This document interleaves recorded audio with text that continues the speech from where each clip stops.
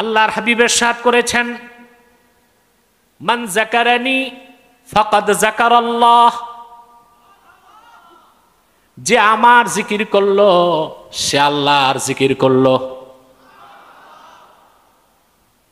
রাসূলুল্লাহ সাল্লাল্লাহু আলাইহি ওয়াসাল্লাম বলেছেন, যে আমার জিকির করলো সে আল্লাহর জিকির করলো। ভিন্ন ভিন্ন শব্দে কাজী আয়াজ ও কিতাবু শেফাতে কয়েকটা হাদিস এনেছেন। এ তো হলো হাদিস। রাসূলুল্লাহর জিকিরকে আল্লাহ তার জিকিরের মর্যাদা দিয়েছেন, তার প্রমাণ তো কোরআন শরীফ দেয়। আল্লাহ রাব্বুল আলামিন সূরাতুল ইনশিরাহে আপন হাবিবকে ডেকে বলেন, ওয়া রাফা'না লাকা যিকরাক। প্রিয় হাবিব মুহাম্মদ সাল্লাল্লাহু আলাইহি ওয়াসাল্লাম, আপনার জিকিরকে আমি আল্লাহ সমুন্নত করেছি। রাসূলুল্লাহর জিকির, ওনার প্রশংসা, ওনার স্তুতি, ওনার মাহাত্ম্য, ওনার বরত্ব, ওনার রাফআত, ওনার আজমাতকে বুলন্দ কে করেছেন? আল্লাহু আকবার। তাফসীরের অধিকাংশ কিতাবে এসেছে সূরা ইনশিরাহ নাজিলের পর জিবরিল এসে আল্লাহর হাবিবকে জিজ্ঞেস করলেন, আতাদরি কাইফা রাফা আল্লাহু যিকরাক। মুহাম্মদ সাল্লাল্লাহু আলাইহি ওয়াসাল্লাম, আপনি কি জানেন না কি আল্লাহ রাব্বুল আলামিন কেমন করে আপনার জিকিরকে সমুন্নত করেছেন? আল্লাহর হাবিব বললেন, আল্লাহু আ'লাম, আল্লাহ ভালো জানেন। কারণ রাসূলুল্লাহ চাইলেন জবাবটা আল্লাহ দিলে দামটা বেড়ে যাবে। এবার আল্লাহ উত্তর পাঠালেন হাদিসে কুদসিতে।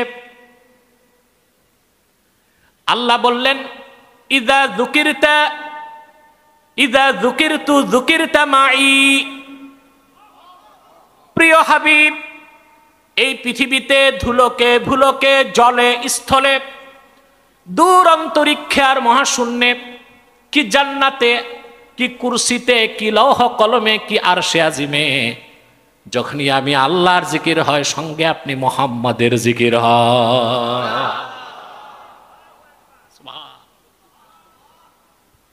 চিন্তা করা যায়? তাহলে রাসূলুল্লাহ সাল্লাল্লাহু আলাইহি ওয়াসাল্লামের জিকিরকে আল্লাহ তার জিকিরের সাথে রেখেছেন।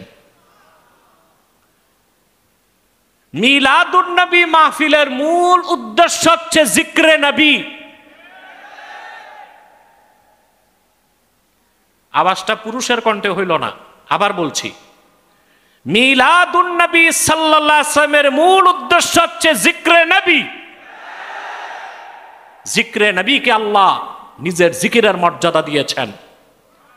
সিরাতুন নবী হচ্ছে অনুসরণের জন্য, মিলাদুন নবী হচ্ছে জিকিরের জন্য। দ্বন্দ্ব থাকার তো কথা না। মনে হয় আমরা নিজেরা নিজেদের মধ্যে দ্বন্দ্ব সংঘাতটা এত বেড়ে গেছে যে একজন একজনের কথা ধৈর্যের সাথে শুনতেও চাই না। আমাদের মধ্যে যদি পারস্পরিক সম্প্রীতি থাকতো, যথাযথ মূল্যায়নের ভিত্তিতে আমরা যদি বসতাম, তা আমাদের মাসলাকগত দ্বন্দ্ব বাংলাদেশে আর থাকতো না। তারপরও কিছু বিষয়ে দ্বন্দ্ব থাকতেই পারে, ওই রকম ইখতিলাফ সাহাবায়ে কেরামের মধ্যেও তো ছিল, ঠিক কিনা? প্রিয় ভাইরা, রাসূলুল্লাহ সাল্লাল্লাহু আলাইহি ওয়াসাল্লামের সাদাকায়, ওনার দিন, ওনার ইসলামের কারণে আল্লাহ তাআলা উম্মতে মুসলিমাকে একটি মূল ভিত্তির উপর ঐক্যবদ্ধ হবার সুযোগ করে দিয়েছেন। রাসূল করিম সাল্লাল্লাহু আলাইহি ওয়াসাল্লাম শুধু মুসলমানদের হেদায়েতের জন্য আসেন নাই, তিনি তো গোটা সৃষ্টি জগতের মানুষের হেদায়েতের জন্য এসেছেন, ঠিক না? কথাগুলো তো আল্লাহ কোরআন কারীমে স্পষ্ট করে দিয়েছেন। আল্লাহ রাব্বুল আলামিন বলেন, কুল ইয়া আইয়ুহান নাসু ইন্নী রাসূলুল্লাহি ইলাইকুম জামিআ। প্রিয় হাবিব মুহাম্মদ সাল্লাল্লাহু আলাইহি ওয়াসাল্লাম, আপনি বলুন, হে মানব জাতি, আমি তোমাদের সকলের হেদায়েতের জন্য আল্লাহর পক্ষ থেকে রাসূল হিসেবে প্রেরিত হয়েছি। এই পৃথিবীর সমস্ত মানুষই রাসূলুল্লাহর উম্মত। কেউ ইসলামকে বিশ্বাস করুক আর না করুক, সবাই রাসূলুল্লাহর উম্মত। উম্মত দুই প্রকার, একটা উম্মতে দাওয়াত আর একটা উম্মতে ইজাবাত। একটা উম্মতে দাওয়াত আর একটা উম্মতে ইজাবাত। ইহুদি, খ্রিস্টান, আস্তিক, নাস্তিক সকল মানুষ যেমন আল্লাহর বান্দা, আল্লাহকে বিশ্বাস করুক আর না করুক, সকল মানুষ আল্লাহর হাবিবের উম্মত, আল্লাহর হাবিবকে বিশ্বাস করুক আর না করুক। এই যে সব মানুষ রাসূলুল্লাহর উম্মত, এটা হচ্ছে উম্মতে দাওয়াত, উম্মতে। আর যারা আল্লাহর হাবিবের দ্বীনকে স্বীকার করেছে, আল্লাহর হাবিবের রিসালাতকে বিশ্বাস করেছে, ওনার আনিত দ্বীনকে বিশ্বাস করেছে, তারা সবাই হয়ে গেছে উম্মতে ইজাবাত। উম্মতে ইজাবাতের আরেক নাম হচ্ছে মুমিন মুসলমান বা উম্মতে মুহাম্মাদি। আল্লাহ তাআলা এই উম্মতের মধ্যে সর্বশ্রেষ্ঠ মানুষ যারা ছিলেন, সাহাবায়ে কেরাম রিদওয়ানুল্লাহি তাআলা আলাইহিম আজমাইন, তাদের সমস্ত দ্বন্দ্ব সংঘাত, মতভেদ, মতানৈক্য, মত পার্থক্য সব কিছুর দেয়ালকে আল্লাহ তাআলা চুরমার করে দিয়েছেন। তাওহীদের ভিত্তিতে, রাসূলুল্লাহর সুন্নাহর ভিত্তিতে তাদেরকে ইস্পাত কঠিন ঐক্যের মধ্যে এনে দিয়েছিলেন। রাসূলুল্লাহ সাল্লাল্লাহু আলাইহি সাল্লাম ঐক্যের যে ফর্মুলা দিয়েছেন, সেখানে জাতীয়তাবাদ নাই, আছে? কথা বলেন। আমরা যারা জাতি রাষ্ট্রের ধারণা সৃষ্টি করেছি, আমরা জাতীয়তাবাদের ভিত্তিতে এক হয়েছি। ৭১ সালে বাংলাদেশি জাতি এক হয়েছে, স্বাধীনতা চাই, দেশ স্বাধীন হয়েছে, ঠিক না? আবার আপনারা ৫ই আগস্ট জাতির অধিকাংশ মানুষ চেয়েছে ফেসিবাদ বিদায় নিবে, ফেসিবাদ বিদায় নিয়েছে। এই ঐক্যগুলো হচ্ছে তথাকথিত আদর্শিক ঐক্য, এই ঐক্যগুলো হচ্ছে ক্ষণস্থায়ী ঐক্য। ৫ই আগস্ট ফেসিবাদকে বিদায় করার পর আপনারা কি এক থাকতে পেরেছেন? না, আপনাদের মধ্যে সংঘাত হচ্ছে। কথা বলে না, হচ্ছে। দেশ কি এখন স্বর্গরাজ্য হয়ে গেছে? না দ্বন্দ্ব সংঘাত আছে, মিছিল মিটিং আছে? তো কারা করতেছেন? আপনারাই তো। তার কারণ জাতিকে যে ফর্মুলায় ঐক্যবদ্ধ করার কথা ছিল, সেই ফর্মুলায় আমরা এক করতে পারি নাই। আমাদের মধ্যে কেউ জাতীয়তাবাদের বিশ্বাসী, কেউ পশ্চিমা লিবারেল ডেমোক্রেসিতে বিশ্বাসী, তরুণ এনসিপি তারা বহুত্ববাদে বিশ্বাসী, কেউ বহু সংস্কৃতিতে বিশ্বাসী। মানব রচিত সমস্ত মতবাদ ঐক্য ফর্মুলাকে বাদ দিয়ে রাসূলুল্লাহ সাল্লাল্লাহু আলাইহি সাল্লাম গোটা বিশ্বের ইমানদারদেরকে এক করেছিলেন যে কোরআন দিয়া। সে কোরআনের ফর্মুলায় ঐক্যবদ্ধ হতে হবে জাতিকে, তাতেই জাতি মুক্তি লাভ করতে পারে।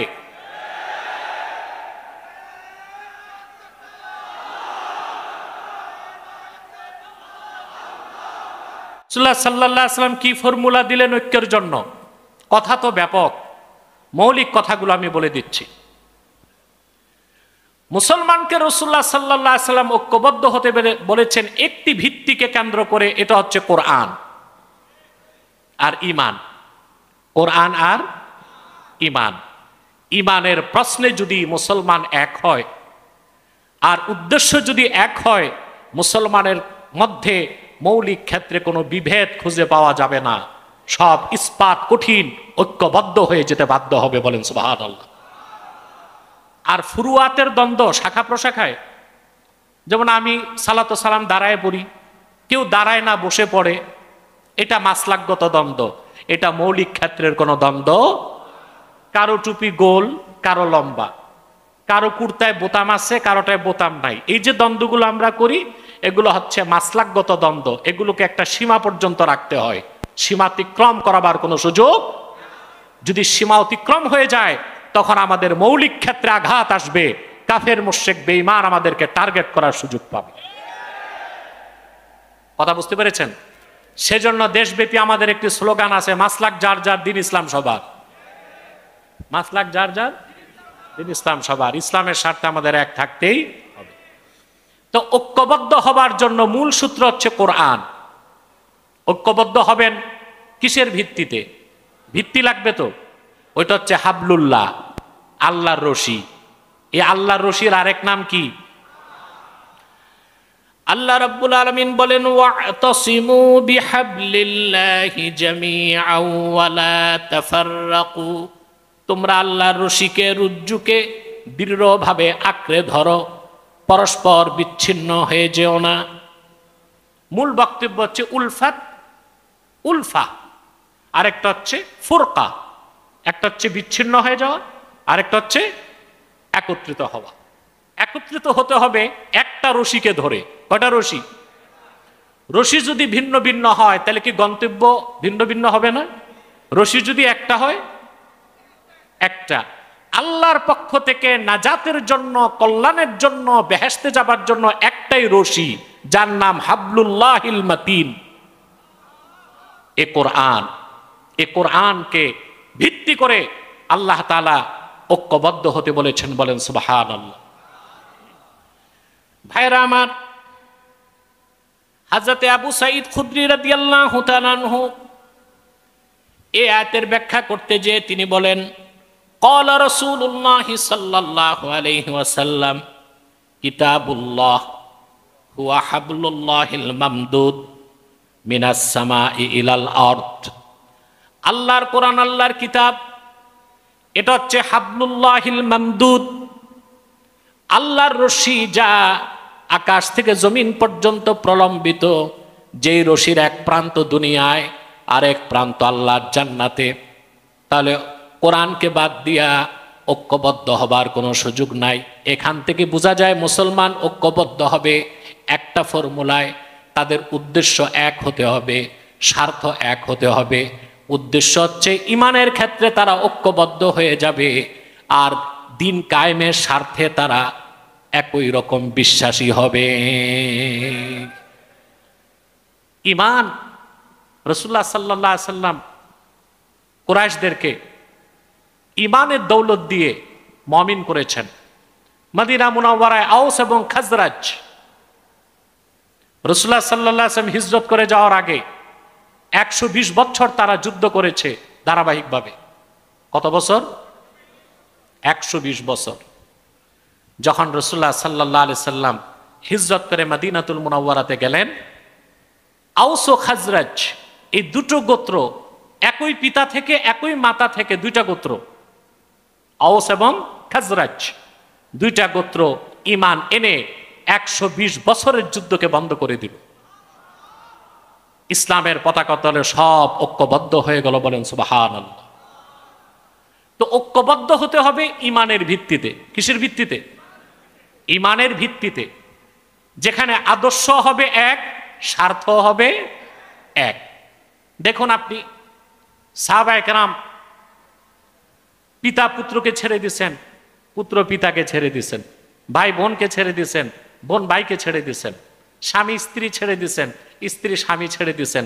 শুধু কালেমার বিশ্বাস দুইটা দল করে দিচ্ছে, একদিকে কুফফার আর একদিকে মুমিন। মুমিনগণ ইস্পাত কঠিন ঐক্য ধারণ করেছেন। বলেন সুবহানাল্লাহ।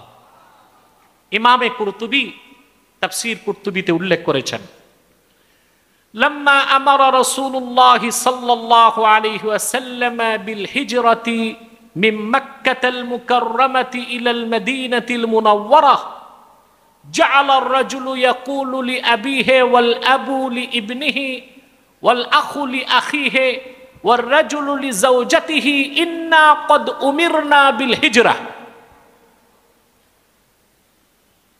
রাসূলুল্লাহ সাল্লাল্লাহু আলাইহি সাল্লাম 13 বছর মক্কায় দ্বীনের দাওয়াত দিলেন, অসংখ্য লোক মুসলমান হয়েছে। কিন্তু হিজরতের আগে দেখা গেছে একই ঘরে বাবা ছিল মুসলিম, ছেলে ছিল কাফের, ভাই ছিল মুসলিম, বোন ছিল, কথা বলেন, সাউন্ডটা বাড়বে একটু, স্বামী ছিল মুসলিম, স্ত্রী ছিল, কিন্তু থাকতেন একই ঘরে, থাকতেন। তখন হিজরতের হুকুম হয় নাই। হিজরতের হুকুম যখন হয়ে গেল, তখন রাসূলুল্লাহ সাল্লাল্লাহু আলাইহি ওয়াসাল্লামের জলিলুল কদর সাহাবীগণ মক্কা ছেড়ে মদিনাতুল মুনাওয়ারায় চলে গেলেন। পিতা পুত্রকে ছেড়ে দিলেন, পুত্র তার বাপকে ছেড়ে দিলেন, ভাই বোনকে ছেড়ে দিল, বোন ভাইকে ছেড়ে দিল, স্বামী স্ত্রীকে ছেড়ে দিল, স্ত্রী স্বামীকে ছেড়ে দিল। ঘর বাড়ি সব কিছু ত্যাগ করে তারা চলে গেলেন সবাই মক্কাতুল মুকাররমায়। কিন্তু কিছু সাহাবী তখনও হিজরত করেন নাই। আল্লাহ সঙ্গে সঙ্গে আয়াত নাজিল করে দিলেন, ইয়া আইয়ুহাল্লাযীনা আমানু লা তাত্তাখিযু আবাআকুম ওয়া আবনাআকুম আউলিয়া ইন ইসতাহাব্বুল কুফরা আলাল ঈমান। হে মুমিনগণ, তোমরা তোমাদের পিতাদেরকে, তোমরা তোমাদের সন্তানদেরকে আপন বানিও না যদি তারা ঈমানের উপর কুফরকে প্রাধান্য দেয়। অর্থাৎ যাদের মধ্যে কুফর থাকবে, মুমিনদের সাথে তাদের কোনো সম্পর্ক। এই কথা কার? অতএব ঐক্যের নামে মুসলমান কখনো কাফেরদের সাথে ঐক্য করতে পারে না, এটা কোনোদিনও সম্ভব হতে পারে না। কাফেরদের সাথে বাণিজ্যিক চুক্তি হইতে পারে, সামরিক চুক্তি হতে পারে, আমদানি রপ্তানি চুক্তি হতে পারে, কিন্তু কোন মুসলিম জাতি সত্তার সাথে অন্য মুসলিম জাতি সত্তার ভাতৃপ্রতিম সম্পর্ক হতে পারে না।